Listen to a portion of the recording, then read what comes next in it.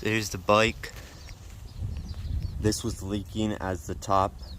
I had to get a new one of these plastic tops. It was warped and the gasket is too thin, so I RTV'd around it. It's not pretty, but it works now. It's a Arbeo Shaw 1515. I believe it's Italian made. You can get this off GB, or GB's, my bad, or MZ Miami. YD100. Big expansion chamber. This one's got an upgraded magneto and ignition. And my throttle was slipping forward, so I put a nail through it to block it from moving forward, so now it's still snappy.